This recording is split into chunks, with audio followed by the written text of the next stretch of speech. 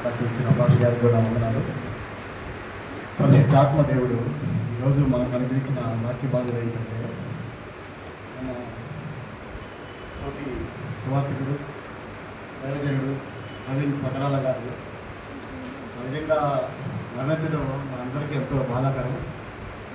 అయితే ఆయన ఆ విధంగా ఆయన జరగటం వల్ల మనం ఎంతో బాధపడుతూ ఉన్నాం. మన హృదయాలు ఎంతగానో భారంతో కుంగిపోయాయి. అయితే ఈ భారంతో ఉన్న కుంగిపోయిన హృదయాల్ని కొంచెం ఓదార్చడానికి దేవుడు ఈరోజు కొన్ని మాటలు మనతో మాట్లాడదలుచుకున్నాడు. ఆ యొక్క మాటలను కొన్ని ధ్యానంతో యెషయా గ్రంథం 14వ అధ్యాయం సార్.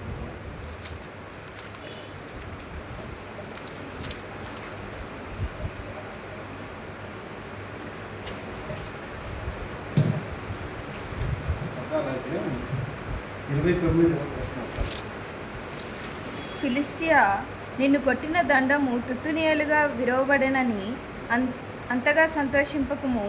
సర్పబీజము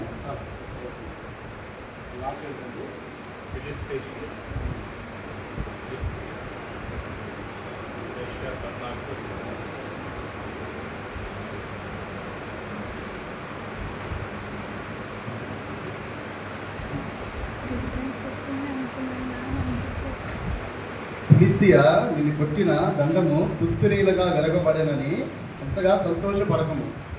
ఎవరితో చెప్తున్నాడు ఈ మాట అంటే ఫిలిష్తీయ దేశస్తులతో దేవుడు మాట్లాడుతున్నాడు.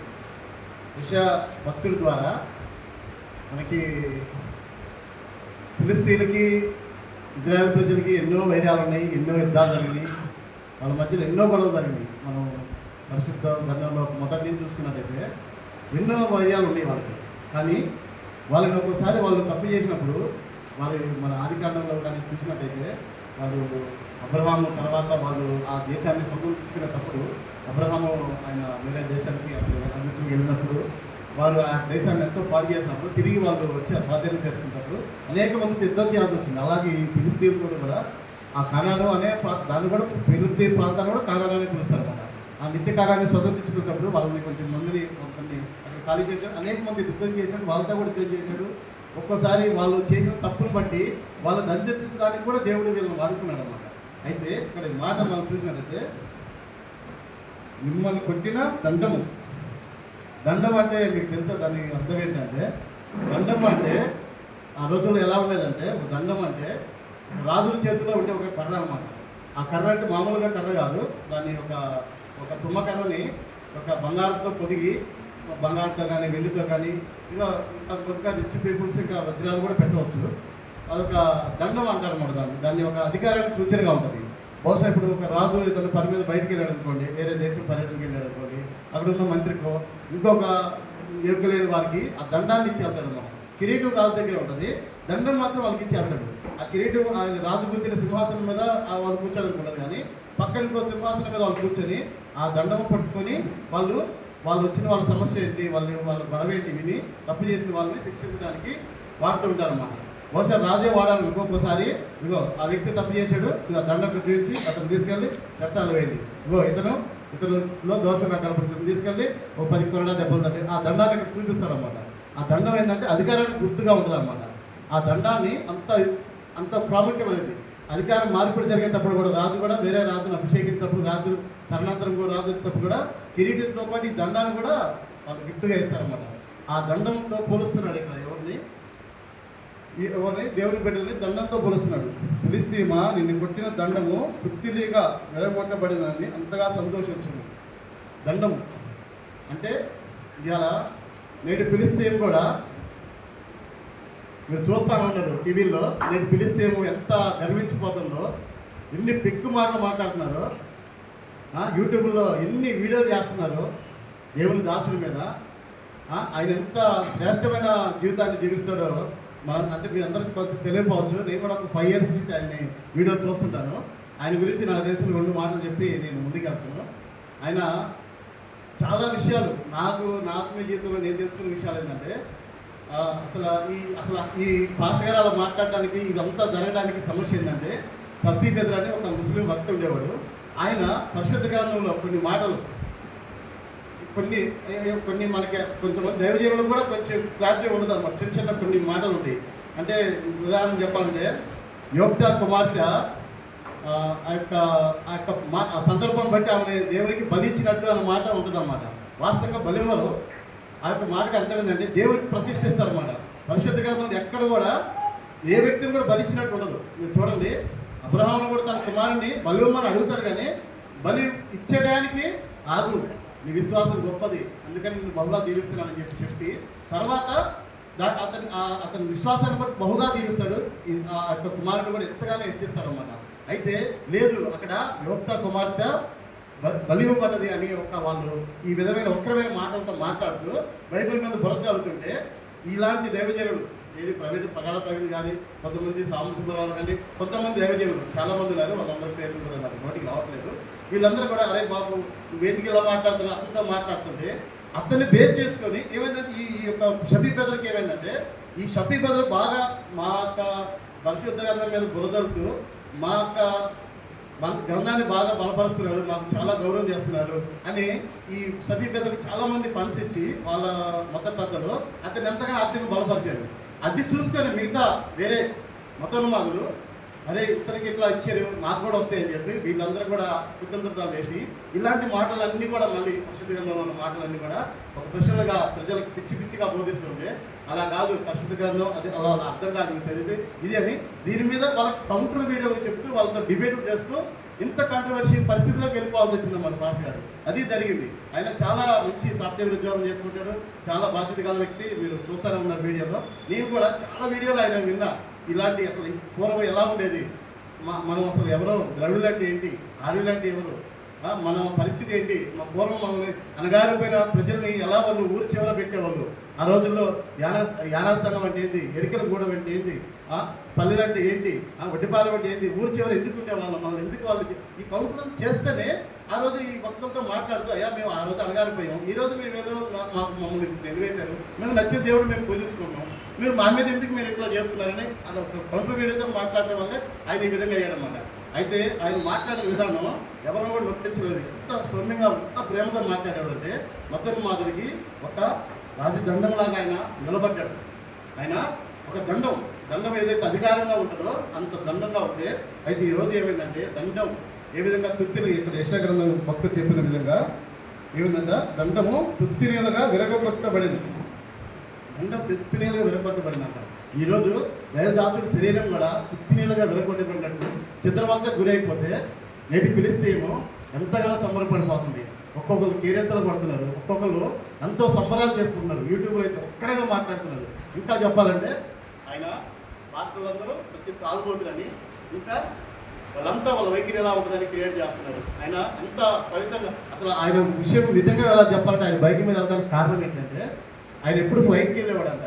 అక్కడికి వెళ్తే లోకల్గా ఆయన పరిచయం చేయడానికి ఇబ్బందిగా ఉందని ఈసారి బైక్ తీసుకొని అక్కడ పెట్టుకొని నెక్స్ట్ టైం ఫ్లైట్ నుంచి వెళ్తాను ఆ భార్యని బతివాడు ఒప్పించుకొని ఫ్లైట్ మీద వెళ్ళాడు. అది జరిగిన వాస్తవం ఘటన. అయితే ఆయన ఒక ఫుట్పాత్ వ్యక్తిగా చిత్రీకరించి ఇవాళ పరిస్థితులు ఈ విధంగా ఉన్నాయన్నమాట. అయితే సరే ఇవాళ ఇంకా పరిస్థితి చూద్దాం. నేటి ఫిలిష్తీయులకు ఇవాళ పరిస్థితి అలాంటి ఫిలిష్తీయులకు ఏం జరిగిందో ఈరోజు ఫిలిష్తీయుకి దేవుడు ఏం చేయబోతున్నాడో మనం చూద్దాం కొన్ని మాటలు. ఒకసారి హెచ్కేఎల్ గ్రంథం 25:15 వచ్చిన నుంచి 17 వచ్చిన చూస్తున్నాం. మరియు ప్రభువగు యెహోవా ఈ మాట సెలవిచ్చుచున్నాడు, ఫిలిష్తీయులు పగ తీర్చుకొనుచు నాశనము చేయుచు మానని క్రోధము గలవారై తిరస్కారము చేయుచు పగ తీర్చుకొనుచున్నారు గనుక ప్రభువైన యెహోవా సెలవిచ్చినదేమనగా, ఫిలిష్తీయుల మీద నేను చేయి చాపి కెరేతీయులను నిర్మూలము చేసేదను, సముద్ర తీరమున నివసించు శేషమును నశింపజేసేదను, క్రోధముతో వారిని శిక్షించి వారి మీద నా పగ పూర్తిగా తీర్చుకొందును, నేను వారి మీద నా పగ తీర్చుకొనగా నేను యెహోవానై ఉన్నానని వారు తెలుసుకొందురు. అక్కడ ఏమైంది, మరియు ప్రభువు యెహోవా ఈ మాట చదివించుచున్నాడు, ఫిలిష్తీయులు పగ తీర్చుకొనుచు నాశనం చేయుచున్నారు. ఫిలిష్తీయులు మనం చూస్తూనే ఉన్నాం. ఫిలిష్తీయులు ఈనాడు ఇజ్రాయెల్ జరుగుతున్న యుద్ధంలో మనం చూసినట్టయితే మన గవర్నమెంట్ కూడా ఇజ్రాయెల్ గవర్నమెంట్కి దండుగా నిలబడింది. మీరు చేస్తుంది కరెక్టే, మీరు చేయండి అని ఇంకా మన ప్రభుత్వం, భారత ప్రభుత్వం వారికి ఇంకా ఆయుధాలు సప్లై చేస్తుంది. ఎందుకంటే ఉగ్రవాదం ఎక్కడున్నా ప్రమాదమే. మేము కూడా ఉగ్రవాద పరిస్థితులు మేము ఎదుర్కొంటున్నాము. ప్రమాదం ఎక్కడున్నా కరెక్ట్ కాదని ఇలా వాళ్ళకి సపోర్ట్గా నిలబడింది అనమాట. అయితే అయితే ఈరోజు జరుగుతున్న యుద్ధాన్ని మనం చూసినట్టయితే ఇప్పుడు అన్ఎక్స్పెక్టెడ్గా జరిగిన యుద్ధం కాదు అది. ఏది ఇప్పుడు ఇజ్రాయెల్ గాజాలో జరుగుతున్న యుద్ధం ఏదైతే ఉందో అది ఇప్పుడు ఏదో తాత్కాలికంగా జరుగుతున్న యుద్ధం కాదు. వాళ్ళు ఎంత ఘోరమైన పాపాలు చేశారో ఇలా కొన్ని మాటలు దేవుడు కొంతమంది భక్తుల ద్వారా వాళ్ళ గురించి చెప్పాడు క్లుప్తంగా. వాళ్ళ మాటలు చూద్దాము కదా. అయితే వాళ్ళు ఏం చేశారంట, యెహోవా మాట సమర్పించుచున్నాడు, పగ తీర్చుకొనొచ్చు, నాశనం చేయొచ్చు, మానని క్రోధము గలవారే తిరస్కారం చేయొచ్చు. నేను చెయ్యి చాపి తీరం నిర్మూలన చేసేదను, సముద్ర తీరమున నివసించు శేషమును నశింపజేసేదను, క్రోధముతో వారిని శిక్షించి వారి మీద నా పగ పూర్తిగా తీర్చుకుందును. నేను వారి మీద నా పగ తీర్చుకొనగా నేను యెహోవానై ఉన్నానని వారు తెలుసుకుంటారు. వారు ఏంటంట అనక క్రోధం చేస్తూ ఉన్నారంట. మీరు మన పరిశుద్ధ గ్రంథాన్ని చదివారు, మీరు నవ్వుతారేమో. నేనేం చేస్తానంటే, నేను సాయంత్రప్పుడు కొన్ని ఇంతకుముందు ఇప్పుడైతే కొంచెం తెలుగులో యూట్యూబ్ వీడియోలు అన్నీ వచ్చినాయి, కానీ ఇంతకుముందు యూట్యూబ్ వచ్చిన కొత్తల్లో ఇజ్రాయెల్ హిస్టరీ తెలుగు అని కొట్టేవారు. తెలుగులో ఇంగ్లీష్లో వాళ్ళు ఇజ్రాయెల్ దేశాన్ని స్వతంత్రించుకున్నాక, వాళ్ళకి స్వతంత్రం వచ్చి వాళ్ళ దేశాన్ని వాళ్ళు స్వతంత్రించుకున్నాక కూడా పరిశుద్ధ గ్రంథంలో ఎన్నో యుద్ధాలని మనం చూసాము. తర్వాత కూడా ఇజ్రాయెల్ ప్రజలు అక్కడ ఉండకుండా చేయడం కోసం వాళ్ళు ఎన్ని కుతంత్రాలు చేశారంటే, ఆ ఫిలిస్తీన్లు, ఆ పాలస్తీనులుగా పిలవబడుతున్న ఫిలిస్తీన్లు వాళ్ళు ఎన్ని కుతంత్రాలు చేశారంటే, వాళ్ళు ఏ పని చేసినా దాంట్లో ఏదో ఒకటి చేయడం అనమాట. వాళ్ళు రాత్రి నిద్రపోతున్న టైంలో బాంబులు వేయటం, వాళ్ళు చెప్తే నమ్మరు. గాడిదలకు కూడా బాంబులు పెట్టి వీళ్ళు ప్రాంతాలకు పంపించేవారు. గాడిదలను ఎవరు చెక్ చేస్తారా మేము బాంబు ఉంటుందని, వాళ్ళు వీళ్ళు పోలీసులు వీళ్ళ దగ్గర ఉన్నప్పుడు వచ్చినప్పుడు దాన్ని పేరు చేసేవారు. రిమోట్ నాయకులు గాలిపటాలకు బాంబులు పెట్టి వదిలేవారు. ఎంత క్రూరమైన పాపాలు చేశారు. ఇంకా వాళ్ళు చేసిన పాపాలు ఎంత క్రూరంగా ఉన్నాయో ఒకసారి చూద్దాము. ఆమోస్ గ్రంథం ఒకసారి జెఫెనియా 3వ అధ్యాయం 1వ వచనం.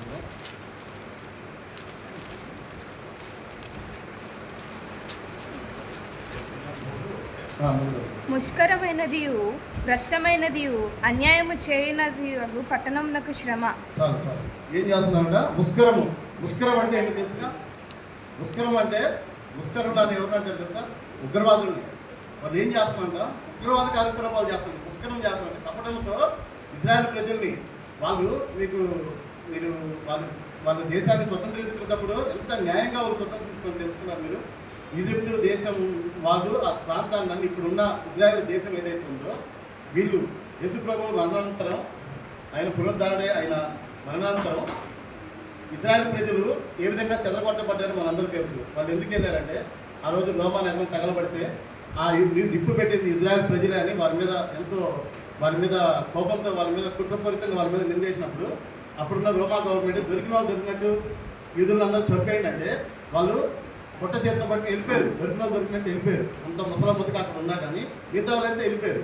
వెళ్ళిపోయి మళ్ళీ ఎప్పుడైతే 2వ ప్రపంచ యుద్ధం ముగిసినాక, ఎప్పుడైతే ఇంగ్లాండ్ గవర్నమెంట్ మళ్ళీ మీ భూభాగం మీకు ఇస్తాం రండి, యుద్ధంలో అది మాకు హెల్ప్ చేస్తేనే, వాళ్ళు కూడా ఓరకబల యుద్ధంలో హెల్ప్ చేసి అణుబాంబును కనిపెట్టి వాళ్ళకి సాయం చేసి 2వ ప్రపంచ యుద్ధంలో రష్యా, ఆ రోజుల్లో జర్మనీ ఏ విధంగా యుద్ధం విరవీగుతుంటే ఆ వాళ్ళు ఓడించి ఇజ్రాయెల్ వాళ్ళు ఆ రోజు బ్రిటిష్ గవర్నమెంట్కి సహాయం చేస్తే ఆ గిఫ్ట్గా వాళ్ళకి ఆ భూభాగం ఇచ్చేటప్పుడు కూడా వాళ్ళకి ఊరికే వాళ్ళ ప్రతి ఒక్కటి వెలబెట్టి కొన్నారు తెలుసా మీకు. ఆ రోజు అప్పుడున్న గాజా ఐదుప్తు ప్రజలు, ఐదుప్తు గవర్నమెంట్ హ్యాండ్ ఓవర్లో ఉంటే ఆ ప్రాంతాన్ని మొత్తం వెలయిచ్చి ప్రతి ఒక్క కాలనీలో వాళ్ళు రూపాయి కలిగించి వాళ్ళు వెస్టర్న్ దేశాల్లో ఉన్న సంపాదించినంతా కూడా కూడబెట్టి డబ్బులు ఇచ్చుకున్నారు.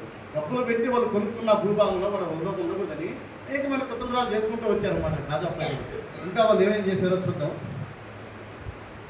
ఆమోస్ గ్రంథం 1 నుంచి 1వ అధ్యాయం 6 నుంచి 8 వచనాలు చదువుకుందాం. యెహోవా సెలవిచ్చినదేమనగా, గాజా 3 సార్లు 4 సార్లు చేసిన దోషములను బట్టి నేను తప్పకుండా దాన్ని శిక్షింతును. ఏలయనగా ఏదోము వారికి అప్పగింపవలెనని తాము చెరపట్టిన వారిని అందరినీ కొనిపోయిరి.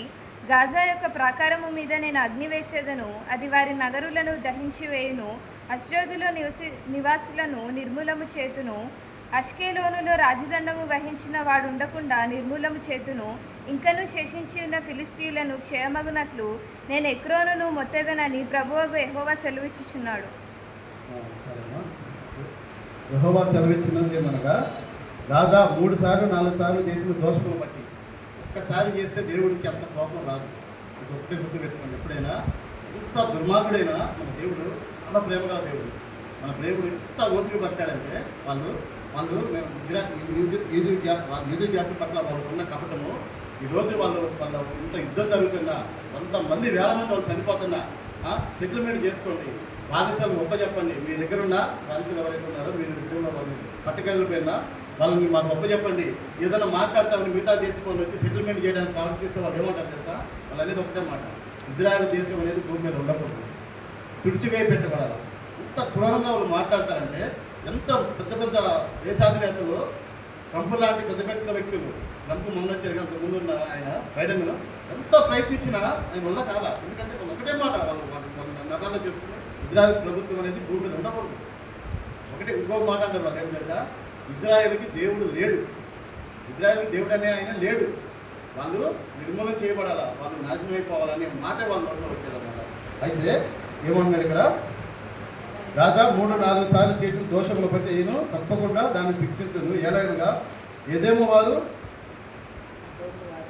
తప్పగింపబలనని తాను చెరపట్టిన వారిని అందరినీ కొనిపోయి గాజా యొక్క ప్రాకారం మీద నేను అగ్ని వేసేది, చేసిన దోషాలను బట్టి అగ్ని వేసేది గాజా దేశం మీద అగ్ని. ఇవాళ మీరు చూసినట్టయితే ఇజ్రాయెల్ గవర్నమెంట్ ఇజ్రాయెల్ ఫైట్లు వేస్తున్న బాంబులు చూసినట్టయితే ఎంత భయంకరంగా అక్కడ యుద్ధం జరుగుతుందంటే, అగ్ని నిజంగా దేవుడు అగ్ని వేస్తే ఎలా ఉంటుందో అక్కడ మనం చూస్తున్నాం. ఆ ప్రాంతం ఎంత భయంకరంగా మారిపోయిందో మనం చూస్తున్నాం. ఇంకా తర్వాత మనం చూసినట్లయితే రాజా యొక్క ప్రాకారం మీద నేను అగ్ని వేసేదను, అది వారి నగరములను దహించి వేయను, ఎస్టోదు నివాసులను నిర్మూలన చేసేదను. ఎస్టోద్ అనేవి కూడా గాజాలోనే మిగతా ఊర్ల పేర్లు అన్నమాట, మిగతా పట్టణాల పేర్లు ఇవన్నీ. ఎస్కోలోనులో రాజదండము వహించిన వాడు ఉండకుండా నిర్మూలన చేతును. ఎస్కోలోను రాజదండము చేసిన వాడికంటే దాని అర్థమైన తెలుసా మీకు? ఎస్కోలోను రాజదండం వహించిన అంటే గాజా ప్రజల పక్షాన ఎవడైతే నాయకుడిగా ఉంటాడో వాడిని నేను నిర్మూలన చేస్తున్నాను. మీరు కరెంట్ న్యూస్ గారు చూసినట్టయితే, అక్కడ జరుగుతున్న యుద్ధంలో చూసినట్టయితే అక్కడ ప్రభుత్వం లేదు, అక్కడ ఉన్న ఉగ్రవాదులకి ఒక్కడే నాయకుడిగా ఉండేవాడు. ఎవరో తెలుసా? Hamas leader.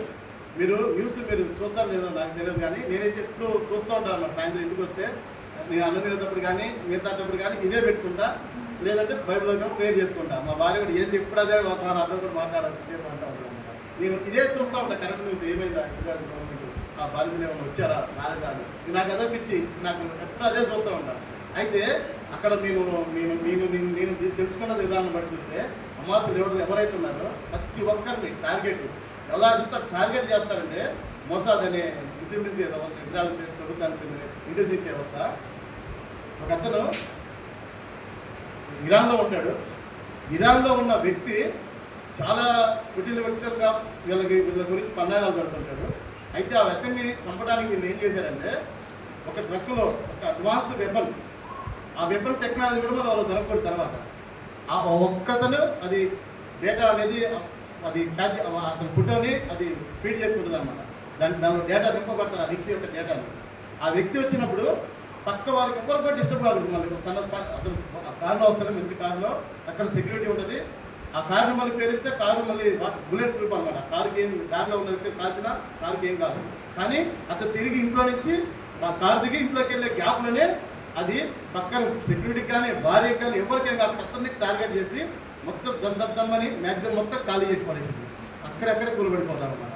మళ్ళీ ఆ వెపను ఆ ట్రక్ అక్కడికక్కడ పెరిగిపోయింది. ఇంత ఉన్నతమైన టెక్నాలజీ వాళ్ళ దగ్గర ఉందంటే, అది ఎవరు ఇచ్చారు వాళ్ళకి?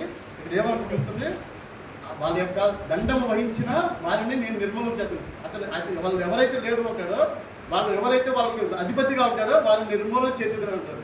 మీరు చూస్తూ ఉంటారు, ఎవరైతే ఇప్పుడు ప్రజెంట్ పరిస్థితుల్లో అతను హమాస్కి లీడర్ ఉండటానికే భయపడుతున్నారంట. ఆ స్థితికి వెళ్ళిపోయారు. ఎందుకు వాళ్ళు చేసి ఆ స్థితికి వెళ్ళిపోయారు?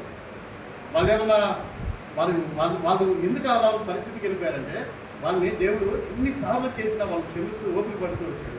మీరు ఈ మాటలు రాయబడ్డ మాటలు కానీ మీరు గమనించుకుంటే మినిమం 2500 సంవత్సరాల క్రితం పలకబడిన మాటలు ఈ పరిస్థితి గ్రంథం, ఈ పెద్ద ప్రవక్త యెషయా ప్రవక్త గారు మాట్లాడిన మాటలు. అప్పటి నుంచి కూడా దేవుడు వీరి క్రోధంలో బట్టి అప్పుడే ఇంత ఘోరంగా వీళ్ళు శిక్షింపబడాలని తీర్పు తీర్చబడి అప్పుడే ఉంది. కానీ ఇప్పుడు మన హయాంలో నెరవేరుతున్నది. ఆ రోజుల్లో కూడా వాళ్ళ క్రియలను బట్టి ఎంతగానో దేవుడు ఓపిక పడుతూ వచ్చాడు. వారి పరిస్థితి ఎంత నానాటికి ఎంత దిగజారిపోయిందంట 3-4 సార్లు చేసిన దోషం బట్టి వారిని శిక్షిస్తున్నారని దేవుడు చెప్పినాడు. అయితే వాస్తవంగా మనం చూసినట్టయితే వారు కూడా ఏమన్నా భయంకరమైన తెగ చెందిన వారా, ఫిలిస్తీన్లు కూడా ఏమన్నా వారికి దుర్మార్గమైన వ్యక్తుల చూస్తే వాళ్ళని కూడా దేవుడు ఎంతగానో ప్రేమిస్తూ వచ్చాడు. వాళ్ళు ఎంత మంచి కుటుంబం వాళ్ళంటే నేను ఒక మాట చూపిస్తాను. ఆదికాండం 10వ అధ్యాయం ఒకసారి నుండి.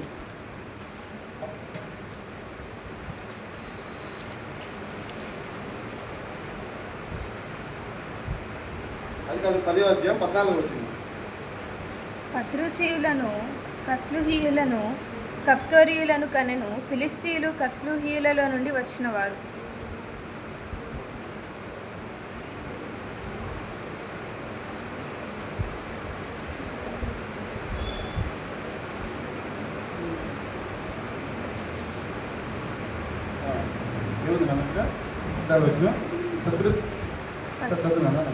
పత్రుసీయులను కస్లుహీయులను కఫ్తోరీయులను కనెను. ఫిలిస్తీయులు కస్లుహీయులలో నుండి వచ్చినవారు. లాస్ట్లో 20 వచ్చింది. వీరు తమ తమ వంశముల ప్రకారము తమ తమ భాషల ప్రకారము తమ తమ దేశంలోను బట్టి జాతులను బట్టి హాము కుమారులు. హాము కుమారులు అంటే వీళ్ళు. హాము ఎవరు? నోవాహు యొక్క 3 కొడుకులు, ఒక ఆయన కొడుకులు అన్నమాట. అంటే వాళ్ళ ముత్తాతలు ఎంత గొప్ప మిరాకిల్స్ చూసి వాళ్ళు భూమి మీదకి వచ్చారు. అలాంటి వ్యక్తులు ఎలా మారిపోయారు? ఇంత భయంకరంగా వాళ్ళ స్థితి రోజు రోజుకి దిగజారిపోయి వాళ్ళు ఎంత స్థితిలోకి వెళ్ళిపోయారంటే భయంకరమైన టెర్రరిస్టులుగా మారిపోయారు వాళ్ళు.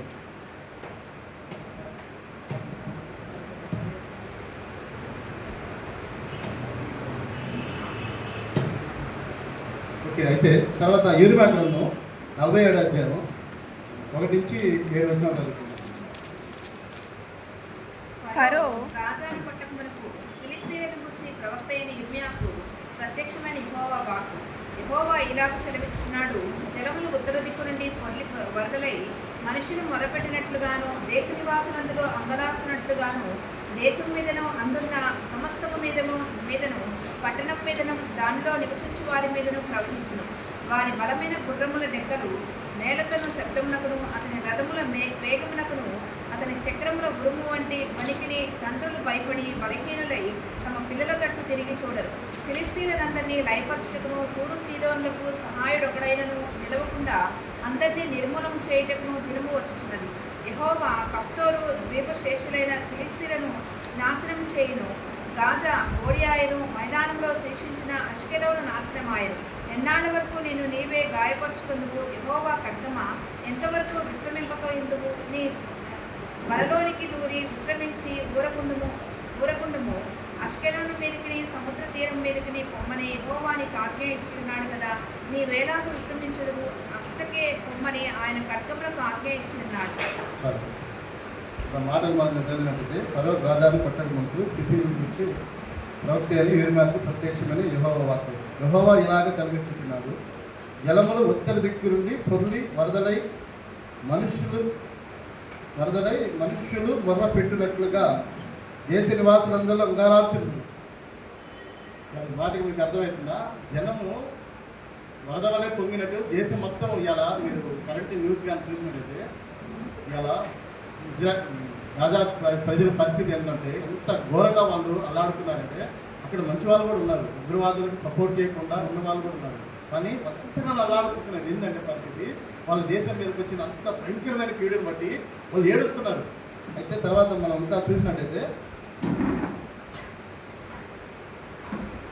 వారి బలమైన గుర్రలు డెక్కలను నేల తట్టు శబ్దమునకును అతని రథములు వేగములకు అతని చక్రములను ఉరుములు వంటి ధ్వని వంటివి తండ్రులు. అంటే ఇక్కడ జరుగుతున్న యుద్ధం యొక్క అక్కడ ఉన్న పరిస్థితికి అక్కడ వాళ్ళు పడుతున్న బాధని, ఇక్కడ ఈరోజు పడుతున్న బాధని 2500 సంవత్సరాల క్రితం ప్రవక్త చెప్తున్నాడు. ఎవరో అయినా యిర్మీయా ప్రవక్త చెప్తున్నాడు. ఇక్కడ వాళ్ళు అనుభవించబోయే పరిస్థితిని అక్కడ చెప్తున్నాడు. ఏమైందంట? తండ్రులు భయపడి బలహీనులై ఏం చూసి అతని రథము వేగమునకు అతని చక్రముల ఉరుముల వంటి ధ్వనికి. ఇలా జెట్ ఫైట్లతో బాంబులు వేస్తుంటే అక్కడ ఉన్న ప్రజల పరిస్థితి ఏంటంటే తండ్రులు అంటే భయపడి బలహీనులై తమ పిల్లలు తట్టు తిరిగి చూడలేకపోతున్నారంట. అంటే పిల్లల పిల్లలు ఎక్కడున్నారో కూడా ఏమో కానీ ఈ బాంబులు ఎక్కడ వచ్చి పడితే కూడా అర్థం కాకదంట. ఎప్పుడు చెప్తున్నారు ఈ మాట? మనం పూజిస్తున్న దేవుడు, మనం ఆరాధిస్తున్న దేవుడు ఎంత గొప్ప దేవుడు చూడండి. ఈరోజు మనం చూస్తున్న న్యూస్ 2500 సంవత్సరాల క్రితం ఇక్కడ జరగబోయే పరిస్థితిని పోసగుచ్చినట్టు ఇంకా ఇంకా అక్కడ జరుగుతున్న ప్రతి ఒక్క విషయం కూడా మీకు ఇంకా వివరిస్తాను. ఇంకా ఉన్నాయి. ఇంకా ఇక్కడ ఏం జరుగుతుందంట, పిల్లల తట్టు చూడలేని పరిస్థితిలో ఉన్నారంట వాళ్ళు. గాజా బోడి ఆయను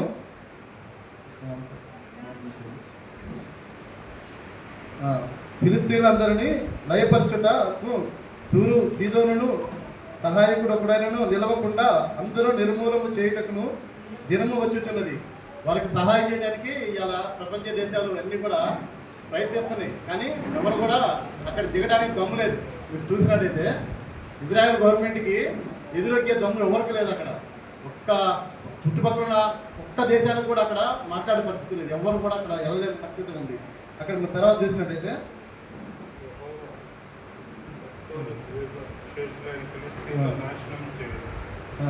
చేయను గాజా బోడి ఆయను మైదానంలో శేషించిన అస్కేలోను నాశనమాయను. ఎన్నాళ్ళ వరకు నేను నీవే గాయపరుచుకుందువు, ఎన్నాళ్ళ వరకు నేను నీవే గాయపరుచుకుందువు అని అంటే మాటకి అర్థం ఏంటంటే, వాళ్ళు ఎవరైతే విగ్రహవాదులకి ట్రైనింగ్ తీసుకోకుండా మేము రామండి, మేము సాధారణమైన జీవితాన్ని జీవిస్తామంటే వాళ్ళు భయంకరంగా కొట్టి అవసరమైతే చంపేసే పరిస్థితిలో వాళ్ళు ఉన్నారంట. అక్కడ ఉన్న సాధారణ ప్రజలు ఉంటాయి కదా, మేము ఆ మాసంలో మీరు చేరమంటే వాళ్ళని భయంకరంగా కొట్టే పరిస్థితి, హింసించి బలవంతంగా యూత్ని బలంగా లాక్కొని ఈడ్చుకొని వెళ్ళే పరిస్థితి. ఎన్నాళ్ళ వరకు నేను నీవే హింసించుకున్నావు అన్న మాటకి అర్థం అది. తర్వాత మాటలు చూసినట్టయితే, యెహోవా ఖడ్గము ఎంతవరకు విశ్రమింపక ఉందుము, నీ వరలోనికి దూరి విశ్రమించి ఊరకుండుము. అస్కేలోను మీదకి సముద్ర తీరము మీదకి పొమ్మని యెహోవా నీకు ఆజ్ఞ ఇచ్చి ఉన్నాడు కదా, నీవేళ విశ్రమించి ఉన్నావు. అక్కడ ఏం మాట్లాడుతుందంటే యెహోవా ఖడ్గాన్ని ఆజ్ఞాపించాడు. యెహోవా ఖడ్గం అక్కడికి వెళితే ఇంకెవరైనా తట్టుకోగలుగుతారా? అక్కడ పరిస్థితి చూస్తే అక్కడ ప్రాంతం ఎలా మారిపోయింది. యెహోవా దేవుడు, దేవాతి దేవుడు ఖడ్గాన్ని వదిలితే ఇంకా ఆ ఖడ్గాన్ని తట్టుకోవడం ఎవరి వల్ల అవుద్దా? చూడండి, మనం పూజించే దేవుడు ఎంత గొప్ప దేవుడు అన్నాడు. ఆ రోజుల్లోనే ఎంత వివరంగా మాటలు రాసి ఉన్నాడు.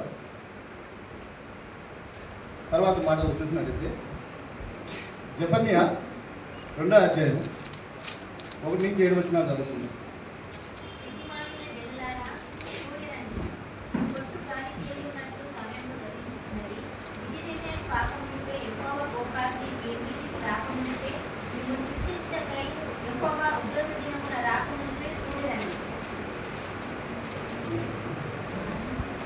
చదవమ్మా. దేశంలో సాధ్యములై ఆయన న్యాయవిధులను అనుసరించుచు సమస్త వీరులారా యెహోవాను వెతుకుడి. మీరు వెతికి వినయం గలవారై నీతిని అనుసరించిన యెడల ఒకవేళ ఆయన ఉగ్రత దినమున మీరు దాచబడుదురు.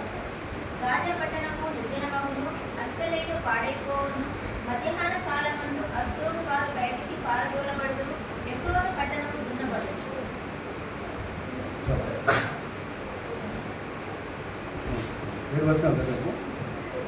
సముద్ర ప్రాంతమంతా నివసించి తెరతీయులారా మీకు శ్రమ.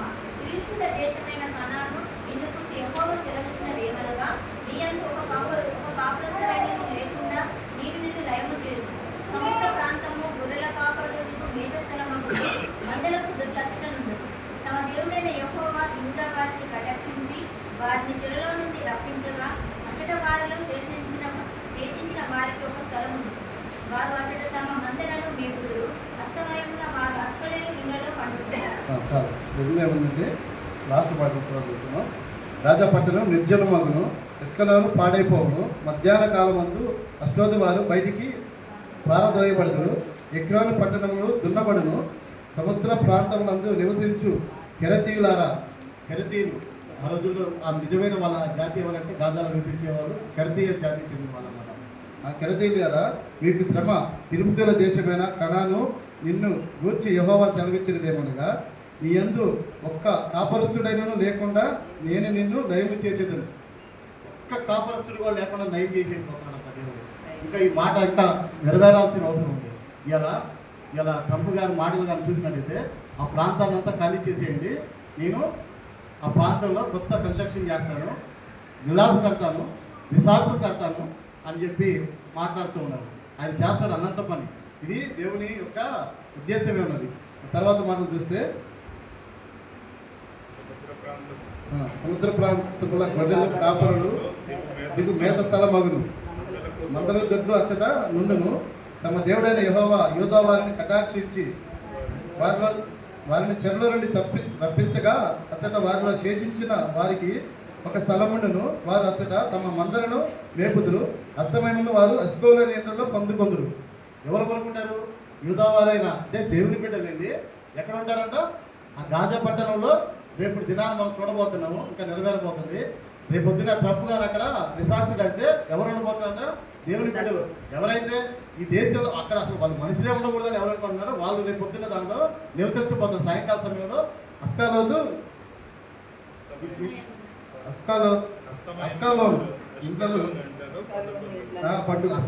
ఇంట్లో పండుకుందరు. ఆ ఇళ్ళలో ఎవరు పండుకుంటారంట? యూదావారంట. రేపు దేవుని బిడ్డలు అక్కడ కొనుక్కోబోతున్నారు. ఇజ్రాయెల్ ప్రజలు అక్కడ ఉండబోతున్నారంట. ఇంకా మీరు చూసుకున్నట్లయితే అక్కడ జరిగిన ప్రతి ఒక్క సబ్జెక్టు, ప్రతి ఒక్క యుద్ధంలో ప్రతి ఒక్క విషయాన్ని నేను వివరంగా చూపిస్తాను మీకు. ఆ రోజుల్లోనే ఈ యొక్క జెఫన్యా భక్తుడు కూడా 2600 సంవత్సరాల క్రితం రాసిన గ్రంథం ఇది. ఆ రోజుల్లో కూడా ఎంత క్లియర్గా ఉందో చూడండి మీకు. ఈ యొక్క మాట చూసినట్లయితే ఈ 2వ అధ్యాయంలోనే 9వ వచనం ఒకసారి చదవండి. నా జీవంతోడు మోయాబు దేశము సొదొమ పట్టణము వలెను, అమ్నోను దేశము గొమొర పట్టణము వలన అగును. అవి ముండ్ల చెట్లకును ఉప్పు గోధుకలకును స్థానమై నిత్యము పాడుగా ఉండును. నా జనులలో శేషించువారు ఆ దేశములను దోచుకొందురు. నా జనులలో శేషించువారు వాటిని స్వతంత్రించుకొందురు. కాబట్టి ఇజ్రాయేలీల దేవుడైన సైన్యములకు అధిపతి యెహోవా వాక్కు ఇదే. ఇక్కడ ఏముందండి? ఉప్పు గోతుల ఉప్పు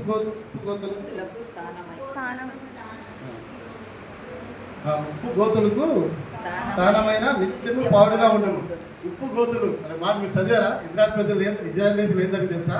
వాళ్ళు అమాస గురువాళ్ళు ఏం చేశారంటే వారు ఒక సొరంగాలను ఏర్పాటు చేసుకుంటే ఆ సొరంగాల్లో వాళ్ళకి వెళ్ళి వాళ్ళు పట్టుకోవడం కష్టమవుతుందని చెప్పి ఇజ్రాయెల్ ప్రభుత్వం వాళ్ళు ఆర్మీ వాళ్ళు ఏం తెలియజేశారు తెలుసా? పెద్ద పెద్ద మోటార్లు పెట్టి ఆ యొక్క సముద్ర నీటిని దానిలో పంపించారు. పంపిస్తే ఆ సముద్రం నీళ్ళు వచ్చినందుకు ఆ సముద్రం వాళ్ళు మునిగిపోతారు కాబట్టి ఇంకా వేరే దారి లేక బయటకు వచ్చారు. ఎప్పుడు చెప్తున్నారు ఈ బ్రహ్మ చెప్పగలుగుతా? ఉప్పు గోతుల స్థానమై నిత్యము పాడుగా ఉండదు. ఈ మాట మనం ఒక్క మాట కూడా అక్కడ జరుగుతున్న యుద్ధంలో ఒక్క మాట అయినా జరుగుతున్న బిట్టు ఎప్పుడు రాయబడింది? 8000 సంవత్సరాల కింద రాయబడింది ఇది. చూడండి, మనం పూజిస్తున్న దేవుడు ఎంత గొప్ప దేవుడు.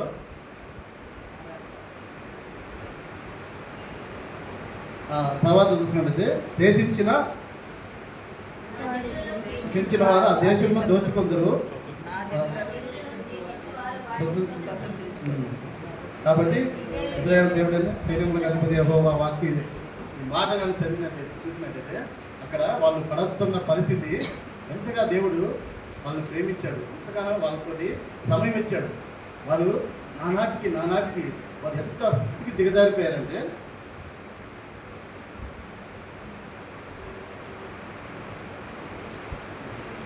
అయితే ఇలా మీరు పరిస్థితి కానీ చూసినట్టయితే ఇజ్రాయెల్ దేశంలో ఆ స్టార్ట్ అయిన మొదలైన యుద్ధం ఏదైతే ఉందో ఎంత భయంకరంగా ఒక దేశంలోకి ఇంకో దేశస్తులు వాళ్ళ దేశంలో ఆర్మీ డ్రెస్ వేసుకొని దొంగతనంగా వెళ్ళిపోయి ఆ దేశస్తులు ఆర్మీ వాళ్ళు కూడా మన వాళ్ళని కాల్చలేని ఉన్న పరిస్థితి.